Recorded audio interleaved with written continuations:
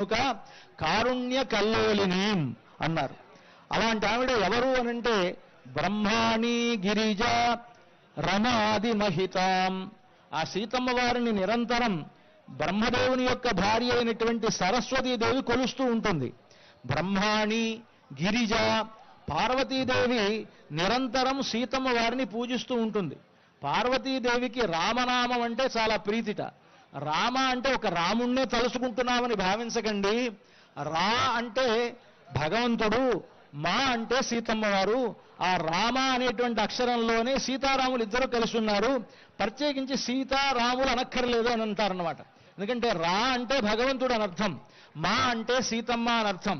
రామ అనేటువంటి ఆ రెండు అక్షరాల్లోనే సీతారాములిద్దరూ కలిసి ఉన్నారు గనక పరమశివుడు నిరంతరం రామ రామ రామ రామ అంటే తన కంఠంలో నిరంతరం ఆ రాముణ్ణి తలుచుకుంటూ ఉంటాడు పరమశివుడు అనమాట.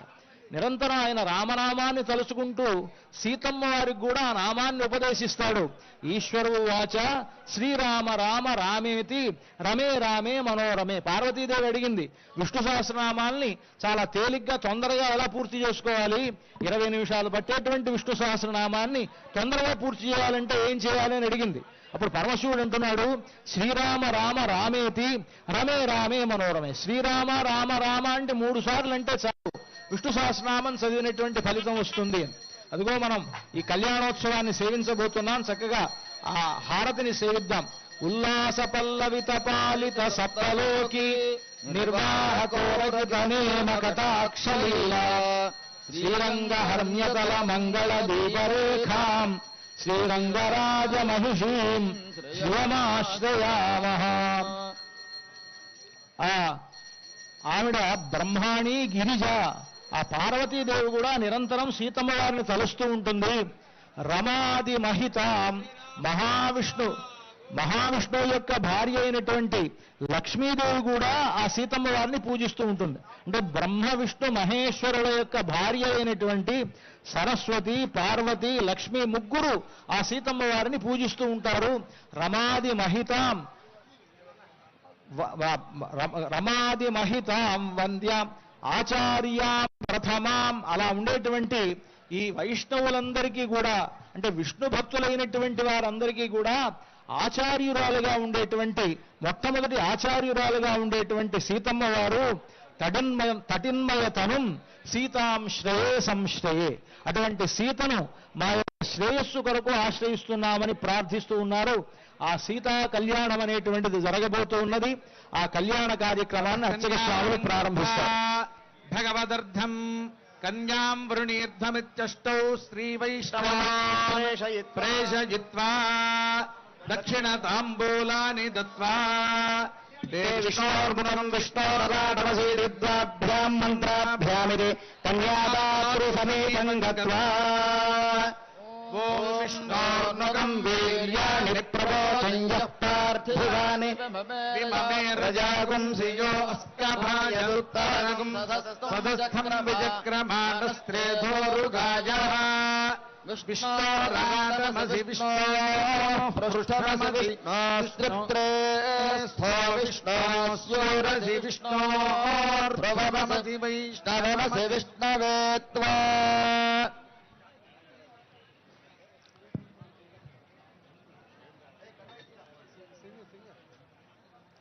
ఇప్పుడు కళ్యాణోత్సవంలో భాగంగా స్వామివారివి అమ్మవారివి ప్రవరలు విన్నవించడం జరుగుతుంది. అంతా శ్రద్ధగా ఆలకించండి. ప్రవర పఠనం అయిన తర్వాత వివరణ స్థానాచార్య స్వామి వారు అందిస్తారు. బ్రువతే అనంతవేదాధ్యాయినే అచ్యుత పరబ్రహ్మణే ఆదినారాయణాయ నిరాకార సాకార పరవ్యూహ విభవాంతర్యామి అర్చావతార పంచావిషేయ ప్రవరాన్విత అచ్యుత గోత్రోద్భవాయ పరబ్రహ్మ ధర్మణో నప్త్రే అనంత వేదాధ్యాయినే అచ్యుత పరబ్రహ్మణే ఆదినారాయణాయ నిరాకార సాకార పరవ్యూహ విభవాంతర్యామ్యర్చావతార పంచార్షేయ ప్రవరాన్విత అచ్యుత గోత్రోద్భవాయ వ్యూహనారాయణ శర్మణ పౌత్రాయ వేదాధ్యాయిని అచ్యుత పరబ్రహ్మణే నారాయణాయ నిరాకార సాకార పరవ్యూహ విభవాంతర్యామి అర్చాకార పంచారుషేయ ప్రవరాన్విత అచ్యుత గోత్రోద్భవాయ విభవ వాసుదేవ ధర్మణః పుత్రాయ వేదాధ్యాయినే అచ్యుత పరబ్రహ్మణే ఆదినారాయణాయ నిరాకార సాకార పరవ్యూహ విభవాంతర్యామి అర్చావతార పంచారుషేయ ప్రవరాన్విత అచ్యుత గోత్రోద్భవాయ భద్రాచల శ్రీరామనారాయణ స్వామినే వరాయ చతుర్వేదాధ్యాయినే భాగ్య విశ్వంభరీ నిరాకార సాకార చితచితేశ్వర ప్రయారుషేయ ప్రవరాన్విత సౌభాగ్య గోత్రోద్భవ సంభర ధర్మణో నప్త్రీ వేదాధ్యాయిని సౌభాగ్య విశ్వంభరీ నిరాకార సాకార చితచితేశ్వర ప్రయారుషేయ ప్రవరాన్విత సౌభాగ్య గోత్రోద్భవ సాగర ధర్మణ పౌత్రీ చతుర్వేదాధ్యాయిని భాగ్య విశ్వంభరీ నిరాకార సాకార చితచితేశ్వర ప్రయారుషేయ ప్రవరాన్విత సౌభాగ్య గోత్రోద్భవ శ్రీరార్ణవ ధర్మణ పుత్రీ చతుర్వేదాధ్యాయిని భాగ్య విశ్వంభరీ నిరాకార సాకార చితచితేశ్వర ప్రయారుషేయ ప్రవరాన్విత సౌభాగ్య గోత్రోద్భవ శ్రీ సీతా మహాలక్ష్మీ నామ్నీ ఇమాం కన్యాం వృణేధ్వం వృణీమహే అంతా ఒకమారు చెప్పండి దాస్యామి